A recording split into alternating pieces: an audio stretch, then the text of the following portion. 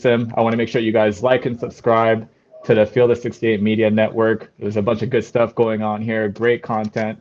A bunch of guys representing the alma maters, me, myself, obviously Redmond the Boys, the CU Blue Jays, but a bunch of guys like Patrick Young is representing the Florida Gators and all that stuff. So make sure that you like and subscribe and stay tuned to what we're doing. Today, a very special guest. Big Brother is a guy that I really look up to. He was once dubbed the Vince Carter of Turkey for his highlight dunks. He was also an all-star in Turkey, as well as a member of championship-winning teams in Kazakhstan and in Italy. He was a junior college transfer who spent 2 years at the Hilltop, scoring 584 points in his Blue Jay uniform. He's been a pro overseas for 11 years now, playing in Slovakia, Turkey, China, Russia, Israel, Kazakhstan, Dubai, Italy, France, and currently playing in Croatia. He's a high flyer and all-around playmaker, the pride of Gettysburg, Maryland, Justin Carter. welcome to the J, bro. How you doing, man? Hey man, I'm blessed, man. I'm glad to be here. I'm glad you invited me on here, man. Hey, I'm just, this is a long time coming. This is episode number 7, bro. I've been meaning to get you on here. I'm happy that we finally were able to get this done, schedule it for out, and we'll sure, be able to for chop it up a sure. little bit. Yes, sir. So I definitely want to get into your career as a pro, your career as a Blue Jay, your junior college career. Before we get all that, though, we have to talk about the boys playing today. Finally, they snapped a 2-game losing streak against a UConn team that was playing against them without the help of Book Knight, who actually dropped 40 on them back in December. It Hmm. was a up and down battle, back and forth battle. The boys kept themselves at an arm's length for most of the game, with UConn Hmm. really clawing back into the game. But with the last couple of games, we saw Denzel Mahoney struggle, but he really stepped up tonight, scoring 20 points. Justin, you are a man that plays the 2 and the 3 position just like Denzel does. And, for the people who don't remember what your game looks like, you were a bigger guard with, obviously you had the skills like Denzel does. If you Hmm. saw a smaller Hmm. guy on you, you backed him down to the post. If you had a bigger Yeah. guy on you, you brought him out to the perimeter, and it was barbecue chicken from then on. So Yes, sir. obviously having that experience and then seeing the maturity of Denzel, struggling the last 2 games, having a really good game. What's your mindset going into games, depending on what the defense does to match up against you? I mean, first you want to look at, how they're playing you in the beginning. Every defender wants to, take away your strengths. As Denzel, he's a great shooter. He has great confidence. So I think for him, when he was struggling, I think he was just lacking a little confidence, lacking a little rhythm, I want to say, within the game.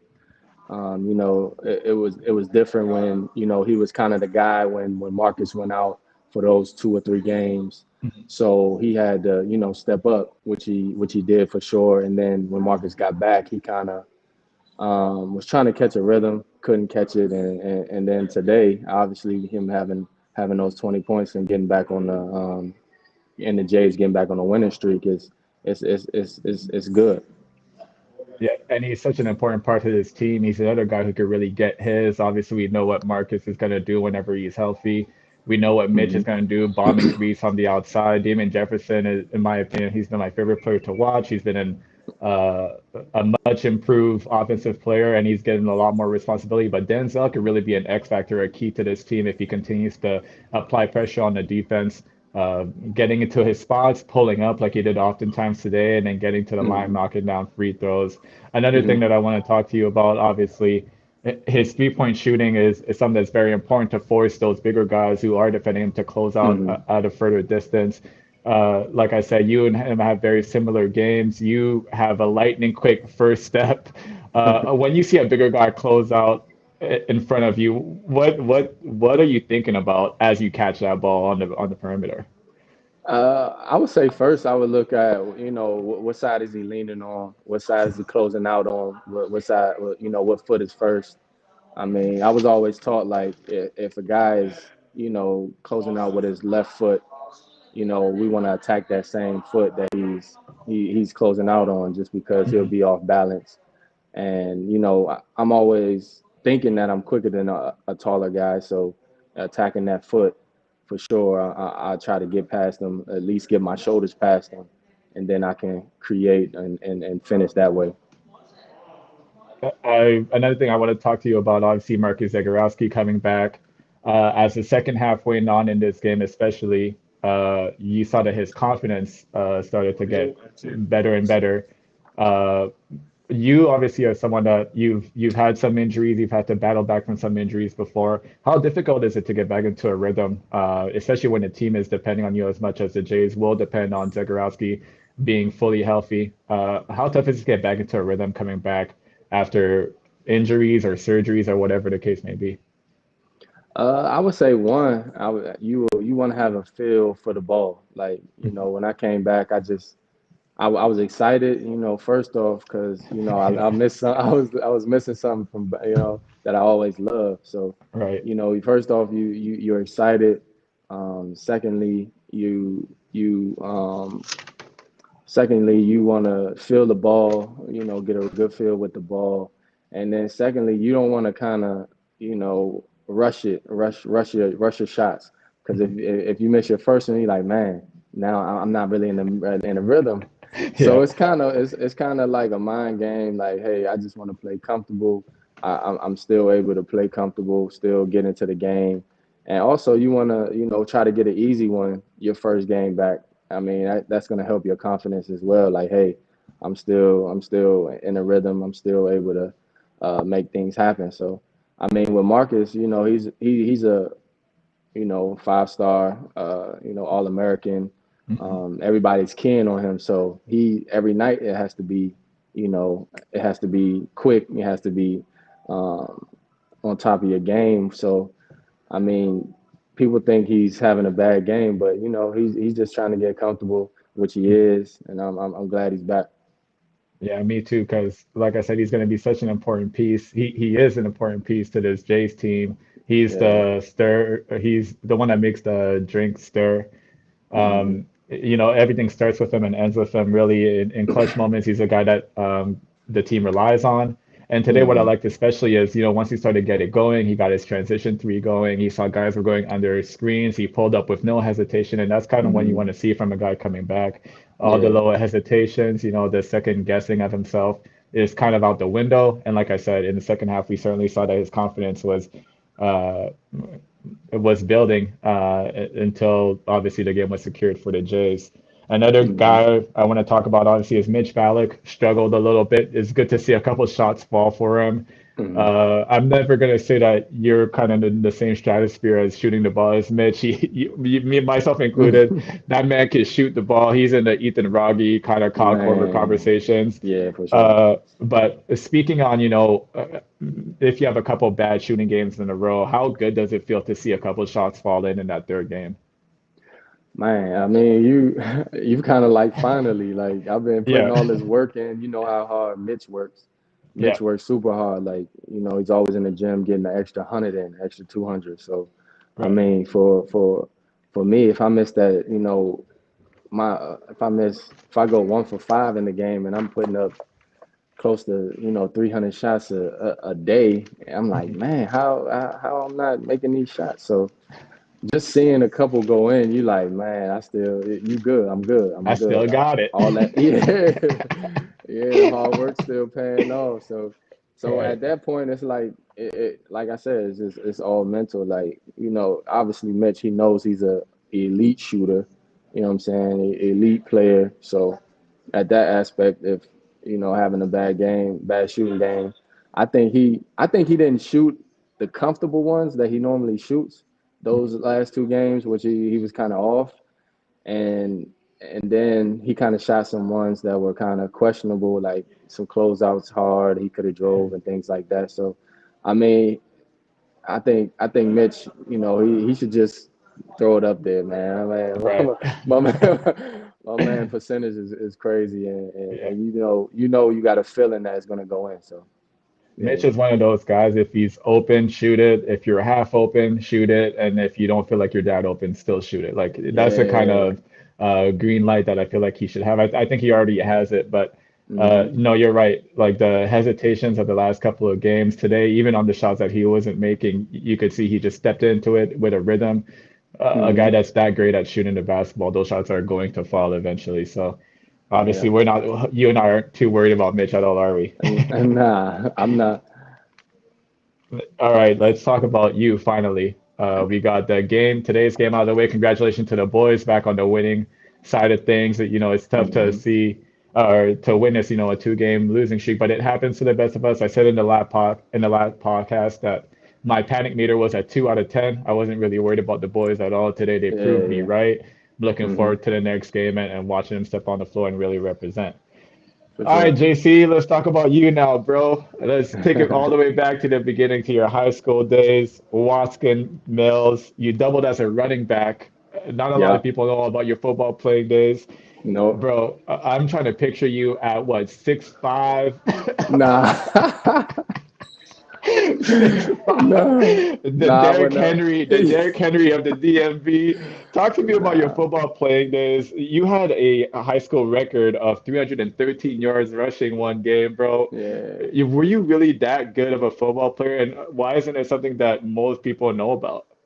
Uh, well, I didn't go to a lot of camps, so I wasn't well known, country, Mhm. national wise.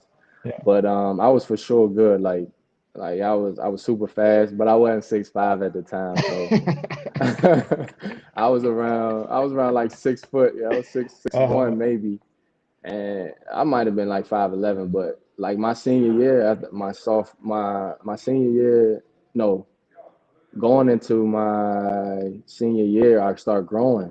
So I try to like, I'm like, man, I might have to play receiver.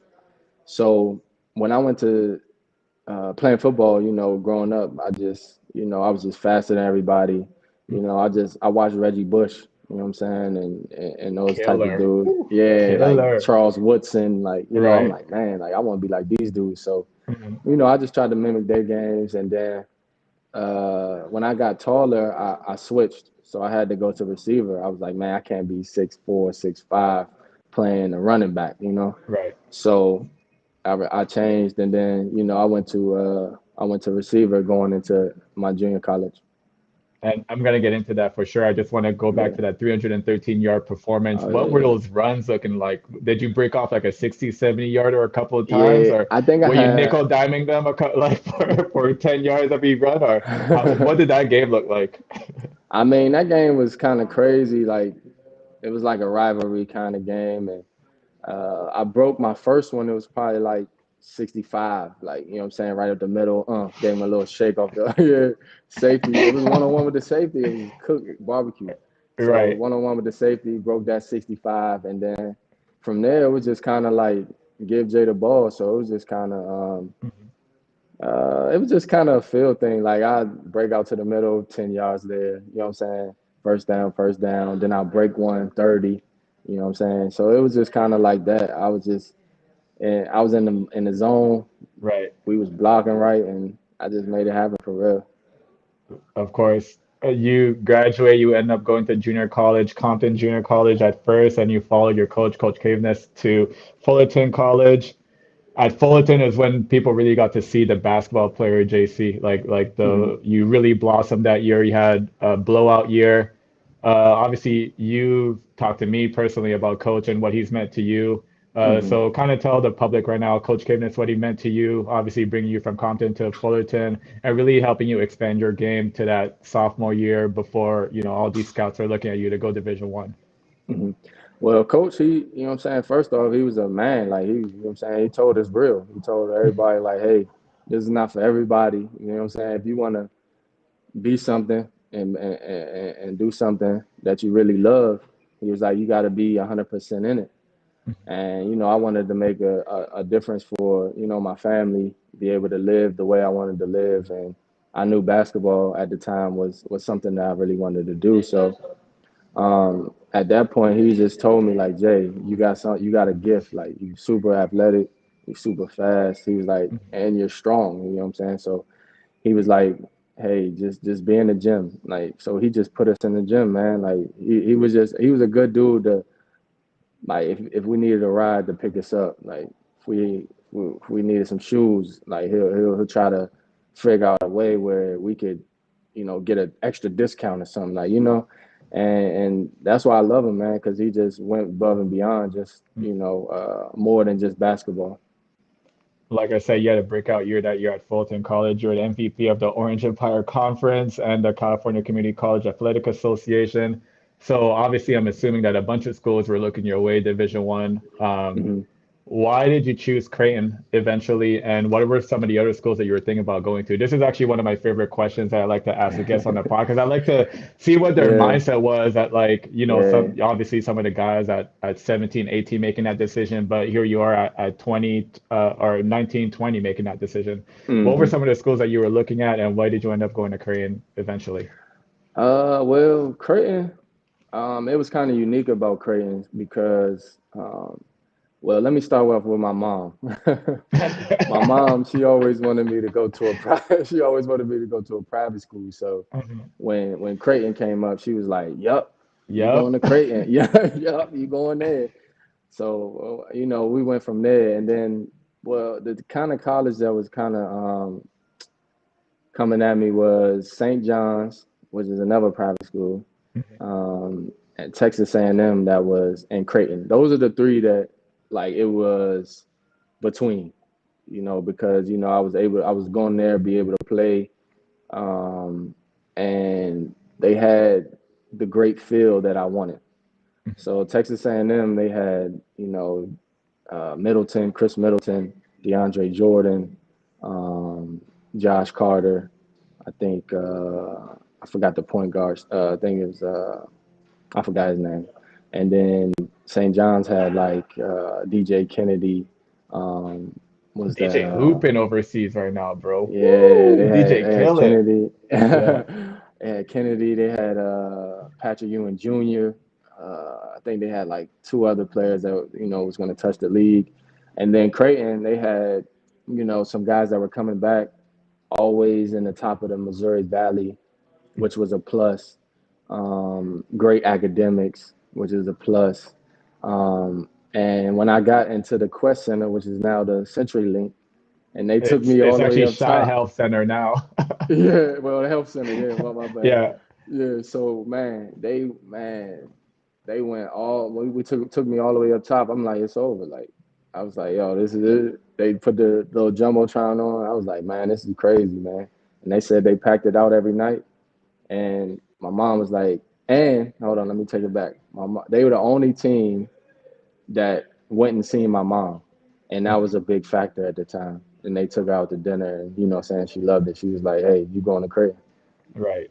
So it was Yeah, it was actually Mama Carter's decision more than anything. it was moms. It was moms. I can't. I mean, I can't even hold you on that. Like it was moms, man. Like, which was a great decision, though.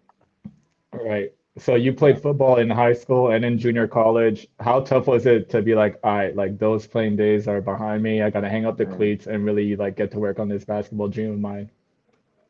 Uh, it was tough. It was tough because it was something that I actually loved. Like I love football. Like even now, like I'm Saturday, Sunday, like I'm watching football heavy. Like yeah, I'm just a fan of football. Like Right. and I understand it, so it's even better. But it was hard because I had a lot of schools that way too. Like I could have been a great NFL player.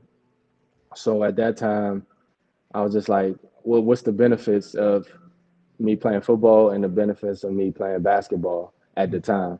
And it had more benefits of me playing basketball. So I just kind of swayed with it and just left my first love. Last thing about this football talk before we really dive into your basketball career. I know you're a big fan of who dat, them Saints. Them boys lost last week. Do Yeah. you think it's not official yet? Do you think we've seen Drew Brees' last game? For me, I think it should. I mean, being a diehard fan, like I think it should be. I think it should be his last game. I mean, Uh-huh. it's tough if somebody can't throw the ball over 25 yards consistently Right. downfield. And we seen that last game. Obviously, it was the turnovers that hurt us. But at this point, it's like Breeze, you've done enough. You done, what I'm saying. You changed our whole franchise and made us, a talk of the town, talk of the league. for years. So I think he is able to he can pass the torch and be happy. All right, so you played for Coach Altman, obviously for your 2 years there. Hmm. What was your relationship with Altman like? You know, he's a legend in Omaha. He's always going to be a legendary Creightonian. What was your relationship with him, and why was he the type of coach that you wanted to play for? Uh, well, Coach Altman, he was a hard nosed coach. He wanted the best out of his players. You know, he always put a put it in your mind that playing hard is only yourself. So if you play hard, you can get 5 6 points just from getting the offensive rebound, or you know, three steals just from getting in the passing lane and knowing your principles.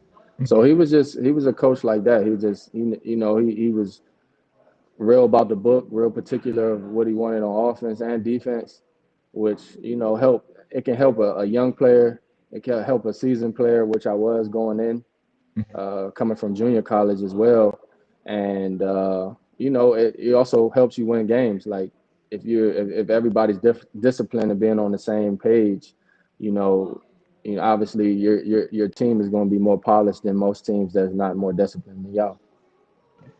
You never played under Coach Mack, but obviously you're still around the program. Like you're still in the gym in the summertime. You live in Omaha still. What are some of the differences, maybe in personalities, between Coach Mack and Coach Altman? Because you would be one of the guys who would have that Yeah. experience, right? Hmm. Hmm. Well, Coach Altman, you meet him and he gives you a joke or two, and then he's off. That's it. Yeah, it's over. He give you a joke or two, it's over. But Mhm. Coach Mack, he'll give you a joke, man, and then he'll give you some dap, like, which is weird from a coach at a Division 1 that's not African American. It just hits home. Like, hey, he's down to earth. He's cool, and for me meeting Mac, it was like, man, they are cool Division 1 coaches, not just Right. about the business all the time. So he Mhm. can talk. You can talk to him about anything other than basketball, which is cool. So I mean, being both sides is pretty cool. Meeting both type of coaches. That's the one thing about Coach Mack that I think, obviously, I mean, people talk about it, but he's so personable. Like you mentioned, like it's not only about basketball that he talks to. Like even me, Mhm. I played for him 7 years ago, right? And he still like talks to me, hey, how's it going? How's the family? You know, he always wants to Mhm. know how he can help. Like, and just his perspective on some of the aspects, because people forget he also played a couple years overseas too, so he kind of gives me Yeah. advice on that end as well. Yeah. I'm sure he does the same kind of things for you, right? Hmm. Hmm. Yeah, he for sure. He keep telling me, man, keep playing till you can't play no more, man. Right. And I'm like, man, I don't know, I don't know, man. So he'd be like, man, if they offering you, man, you better go.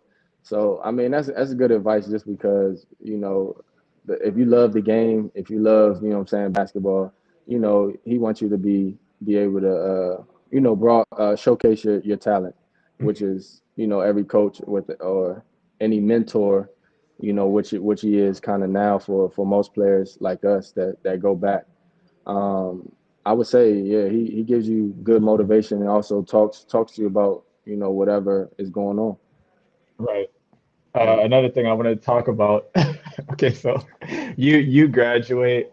I'm a 17-year-old, 18-year-old, I think, on my visit. How? Okay. I want to make sure that I frame this properly, right? Because you weren't my actual host on my visit. My host was Daryl Ashford. You and Yeah. Daryl obviously are boys, like to this day. Yeah. Hmm. So after we go out to dinner and all that stuff, I go back to the dorms to meet some more of the guys. You're in the dorm, and it's the first time that I meet you. We end up Hmm. having like a really chill night, and your wife now, your girlfriend back then, we end up going to her house and just hanging out with a couple of people. I met her family way Hmm. back when. Yeah. Do you remember much about that night and how you were a Yeah. huge catalyst to get me to commit to Creighton right there on that dinner table? Man, it was crazy.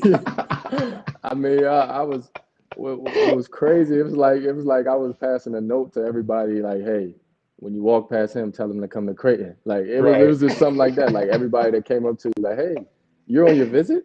You coming to Creighton? Like, you know what I'm right. saying? And I was telling everybody, like, hey, hey, we got to get him to Creighton. We got to get him to Creighton. Like, you know what I'm saying? So everybody was kind of just, giving their 2 cents in, which was cool.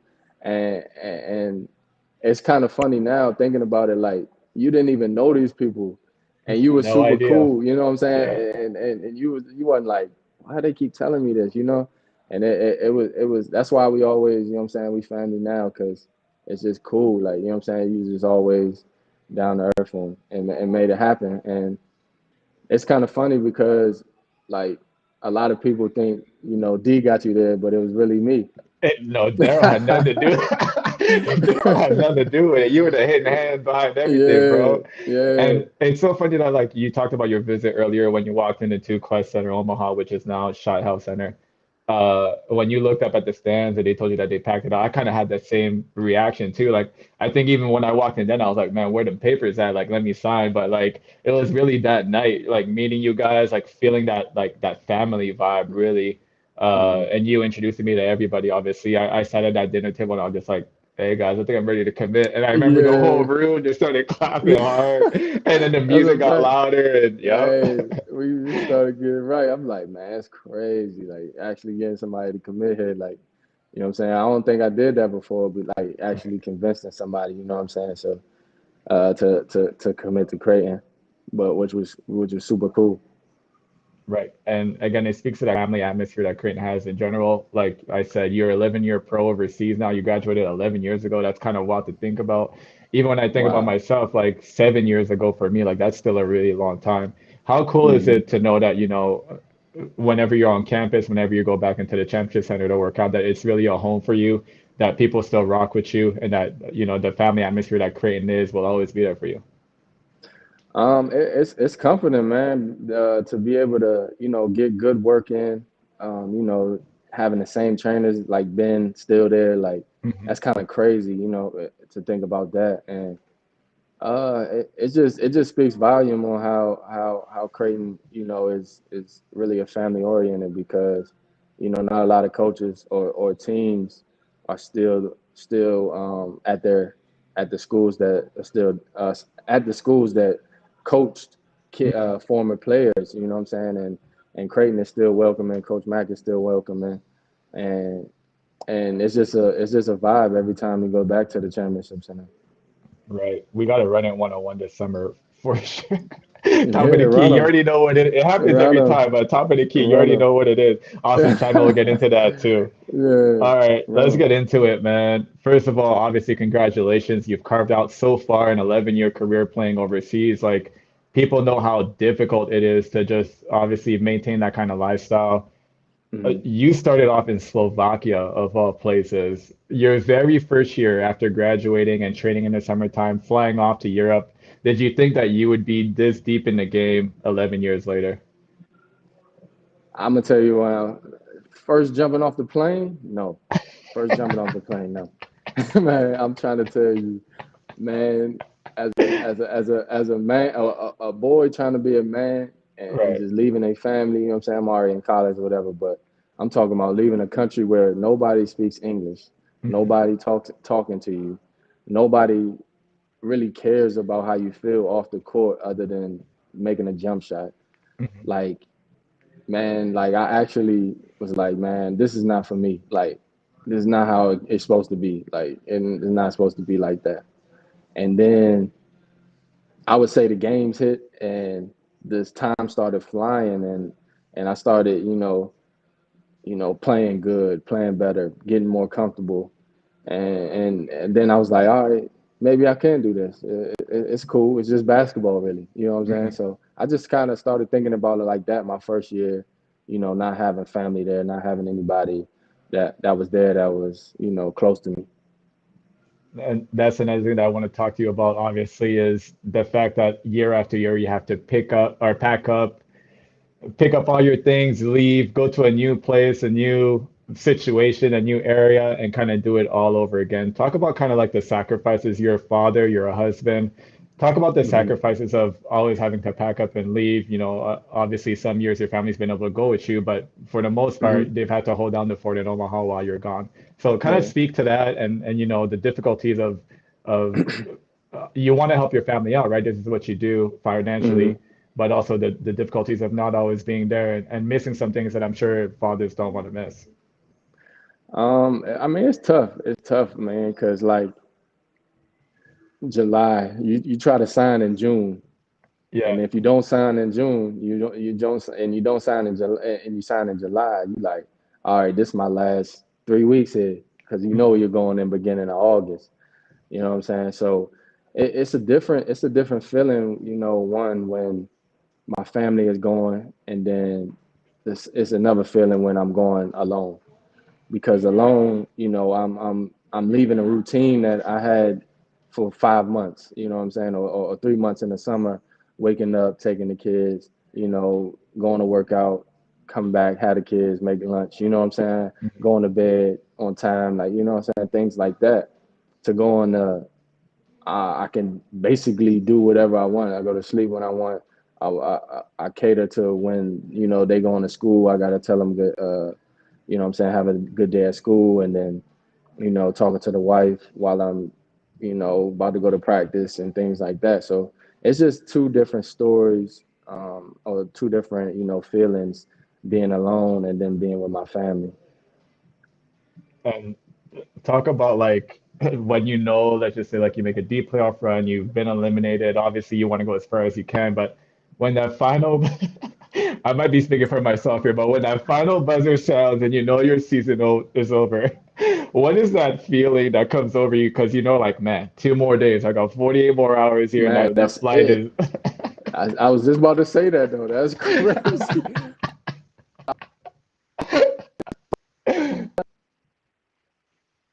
Yo, you were there in Mhm. 48 hours. Like that last budget, you like, yo, all right, I'm packed. I'm packed that Right. same night. I'm packed that same night. I'm weeding out. I'm weeding out everything that that I don't need. I'm putting it in a pile, and Yo. everything else is packed. And I'm ready. I'm J- ready. Jay, do you do the same thing that I do? Because I start to mentally prepare about that moment like weeks in advance. Like even right now, honestly, like if whatever, like last year the season came to an end abruptly, right? Because of Yeah, coronavirus and all that stuff. yeah. Even if right now they're like, hey, you gotta go home tomorrow. I'm like, yo, I already know what's staying, what's leaving, what's coming back in That's the a fact. back. That Are is a you fact. exactly like that too? Yeah. Yeah, yeah, yeah. All my t-shirts that I've been wearing, you know what I'm saying, twice every 2 days. Now it's over. You could toss them, It's yeah. over for them. You know what I'm saying? All the game, all the shirt gear. You know what I'm saying? All this Right. I'm leaving that. I'm leaving that. You know what I'm saying? So I know all that for sure. I know all That's that for sure. It's crazy, dog, because like it's just a feeling like it's excitement, man. It's excitement. Like, yo, I'm going back to the States, man. I'm about to go get some right. Chick-fil-A. I'm about to go get all that, What? man. Like, you know Yo, what I'm saying? that's crazy. Like you're already going into the next question I want to ask you. I was going to ask you what was going to be your first meal when you get back, but you're already stepping into Come it. on, Talk man. to me about it because again, people don't understand like it's the simple things, it's the nuances of like what you can get back home and what you can get over here in Europe. What is hmm your first meal when you touch down? I mean, for sure, we going to the drive-through with Chick-fil-A. Uh, You know what I'm saying? For sure, I'm getting a spicy chicken, yeah. spicy chicken. Then I'm getting I might get a four-piece strip, large fry with the lemonade. Yes, sir. Yo, you heard it here And first. The man has his scheduled meal on man, deck. and then in the morning, I can keep going. Then in the morning, I'm getting some cinnamon rolls. Uh-huh. I'm ready. I'm ready. I'm getting all that, man. I can't wait. Like even now, like we got a little break, like international break. You get it in, I think November. Then you get it in February now. Mhm. And they said we can go home, and I'm already putting in orders, man. Right. I'm I know already for putting in me, like orders, the one thing I look forward to, obviously, when I'm in Canada is a poutine. I need to have my poutine. I need that fries, that gravy, that cheese. I need all of that. And then the man. very next thing, I need the nearest steakhouse. I need a porterhouse, 40 Huh? ounces. I need all of that. I need to Stay go to bigger than your Drover. pot. Yep.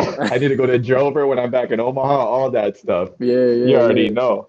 Man. All right. So obviously you've played at all levels, high school, junior college, Division One, Slovakia, Turkey. You went from second league in Turkey, I believe, at one point with USAK, Mm-hmm. to all the way up to EuroLeague with Galatasaray, and you've played in every level since, back and forth. Mm-hmm. Talk to me about like the different levels of basketball in Europe and how your experience jumping from one level to another has helped you, obviously accumulate a name for yourself where teams are always going to be interested, but also has Mm-hmm. helped you develop your game and become a better professional as time has gone on. Yeah, as a young player, when I first came over, the first thing that somebody tells you when you coming over Europe is score. Right. Like that's I that's heard the that first thing. too. Yeah, Yeah. yeah. They tell you like, yo, just go out there and score. And Actually, I think I might have heard that from you. yo, shoot the ball, man. Yeah.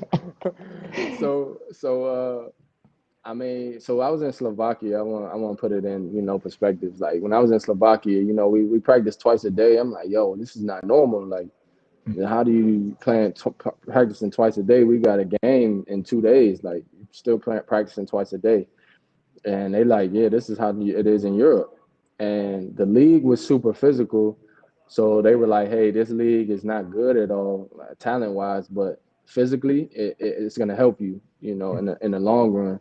And I understood it like mid season, like okay, it's real physical. And then I went to Turkey in the second division, and it was kind of easier because they're more finesse players. They're not, All right. more of hard nosed, real tough defense. They real, tactical.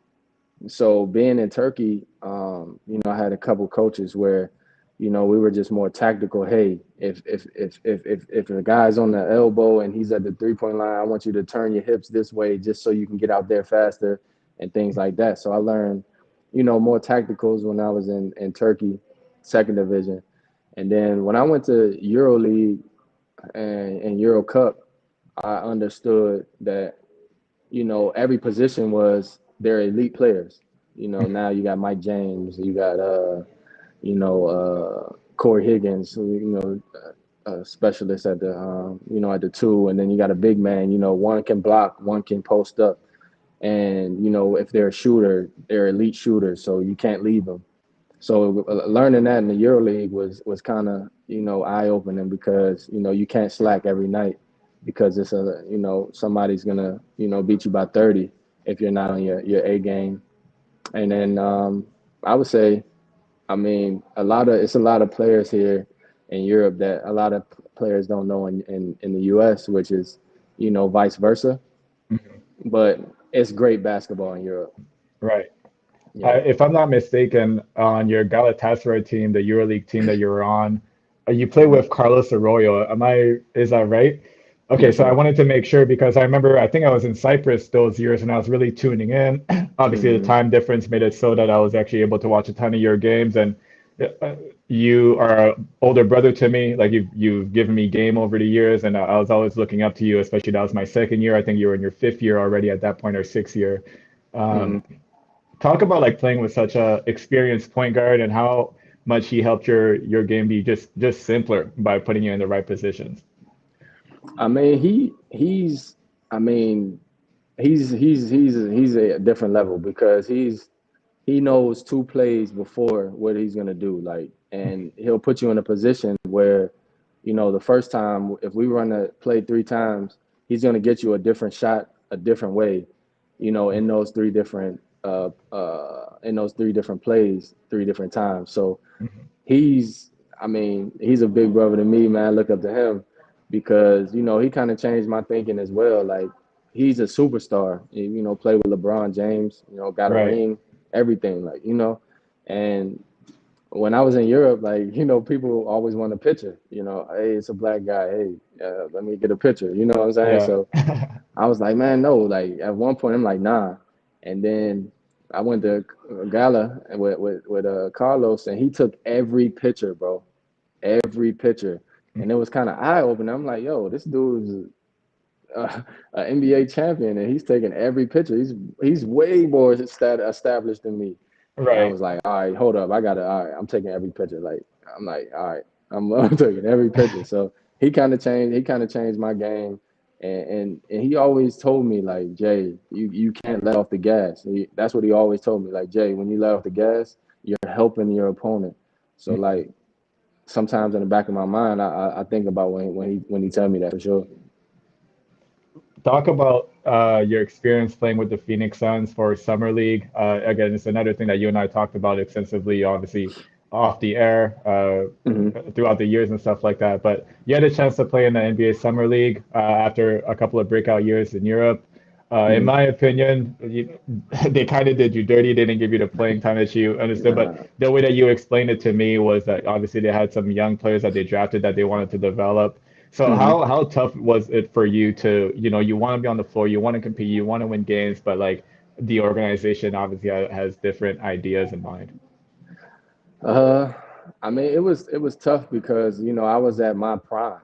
Right. I went to the Suns, and I was at my prime. I was actually going up. I was ascending in my career, like and I went there, and it was kind of eye opening. Like, Jay, not that I couldn't play at the level, but it was like, hold up, like there's a lot more positions, a lot more things you can work on. Like, I can be a better teammate. I can be a better. I was older than those guys, so I can be a better of a leader. You know what I'm saying? Telling them what I see on the court, uh, what's going on the court, what they missed, and things like that. So with those guys, they were, either just got drafted, or they were in their first year. So it was kind of like, hey, this is my fifth, sixth year, and I can, just teach those guys little things, about the game. And it was eye opening because, I had a drive, and I had something that I wanted to show, and I wasn't able to. But it was just super humbling for me. And I learned from it for sure. How crazy is it that like different situations can really shape your career? Like let's just say like they do give you a shot and you do get a chance to shine. Hmm. Maybe they invite you back to, the preseason training camp, Yeah. and Yeah. things could be a totally different in a parallel Hmm. universe, maybe that happened, but in Yeah. the Yeah. reality that we're living in, they Hmm. wanted you to be a leader, they wanted you to kind of talk to the other guys, kind of help mold those other guys. So Hmm. talk about Hmm. like how crazy it is, like the circumstance that you're in can really help shape, the future of your career. Nowadays I just try to think of every position, everything that I go through as a learning curve or a learning experience, because you don't want to make the same mistake twice. I know most people probably heard that. Yeah. So being on the level of EuroLeague, and then now, playing in the ABA, Adriatic League, and looking at EuroLeague, I'm like, why am I'm not there? Like, I'm thinking to myself, like, I'm still athletic. I'm still able to, get to the bucket. I'm still able to, break down a defender. And I'm like, why am I not there? And some ways it's like, hey, I gotta tweak my game, or I gotta learn a different way to get there. There's always a different way to get somewhere, and I always think about it like that. Like, we gotta, if it's for me, then God willing. But Right. if not, if I'm trying to get there, I gotta learn the way how to get there, or teach myself a way to get there. What's been your favorite place to play? I mentioned at the top of the broadcast that you've been all over, and Yeah. obviously playing EuroLeague, playing Euro Cup, playing Europe Cup. You've played in literally maybe every country in Europe. Like I don't think it's Hmm. hyperbole to say such a thing. So, what has been your favorite place to play, and maybe give us a reason why? Uh, you mean as a visitor, or my Uh, uh, team? Maybe okay. Talk to me about like one of your favorite teams to play for, I guess, because the home Hmm. crowd or whatever the case may be. Maybe the Hmm. way the Hmm. organization treated you, and then give me Yeah, one yeah, spot that when you went back there, you're like, yo, I love playing in this gym, like as a visiting player. yeah. Well, I would say my favorite team that I played on was, and city would be Istanbul, just because it's Mhm. a major city. Right. 20 million people in one city is obviously everybody knows New York, so imagine that overseas. Mhm. And Big I think your buildings. son And was born that year too, right? In yeah, Turkey? Isaiah. Yeah, Yeah, Isaiah. Yeah, yeah, little yep, Z. yep. Yeah. Yeah. So I would say Gala, just because the crowd was crazy. I had some crazy crowds, but Gala Right. was crazy. We were EuroLeague. obviously we had, a good cohesive unit as a team, which was cool. And then visiting playing, I think I would say Athens and Zagros. Yeah, That's in Lithuania. Panathinaikos So and yeah, yeah, Kaunas, yeah, yeah, yeah, yeah.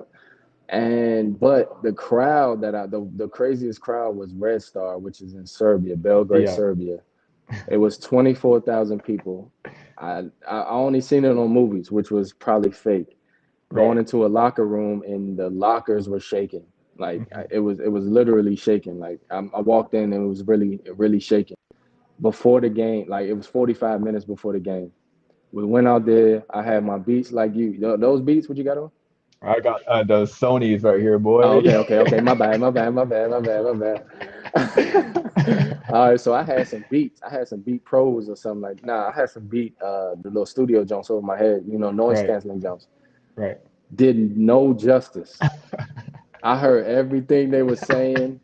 I ain't hear no Wayne in my headphones, man. I'm trying to tell you, it was crazy. It Yeah. was crazy, man. I'm trying to tell you, Jay, it was crazy. So like at that point, I'm like, man, this got to be the wildest crowd I ever Mhm. played for. And Serbians are known for like their crazy crowds. Like I played in Romania my very first year. I had five Serbian teammates. Obviously, they watch every Red Star Yeah, game and for every sure. what's the other team? Why am I Partisan, blanking on their name? Partizan, yeah, every Partizan game too. And they would tell hmm me legendary stories about throwing water bottles on the court, like man. setting off what is the little fireworks or whatever on Yeah, Fourth of July, yeah, like yeah. the Flares, little flares. yeah, yeah, yeah. And Yeah. like the firecrackers is what I meant. Yeah, the firecrackers too in the Oh yeah, stands yeah, and yeah, stuff like yeah, that. So yeah, they yeah, always yeah, tell yeah. me stories about crazy Serbian crowds. So like the fact that you got to play Yeah, in it is actually like super dope. Something that I hope I get a chance man. to do at some point in my life. But actually, last week we went down to Kaunas. My team here in Lithuania wasn't a fun experience. That's a tough arena to play in for Yeah, sure. man. It's like Yeah, like an NBA arena, black out all It- around, and it's right. tough. It's And tough. their crowds get rocking too. Yeah. So obviously, COVID has been challenging for all of us. Both of our seasons got cut short last year because of it. hmm hmm We're both back now playing. I could talk about like some of the restrictions that we have here as far as like who we can come in contact to, what we can do, where we can go. hmm Playing in Croatia, you said you're playing in the Adriatic League too, which means you're traveling from country to country as well. What have been hmm some of the like restrictions that have been placed on your team as far as what you can and can't do off of the floor? Right now, like everything in Croatia is closed, so you can't go to a bar, you can't go to a coffee shop, you can't go to a restaurant.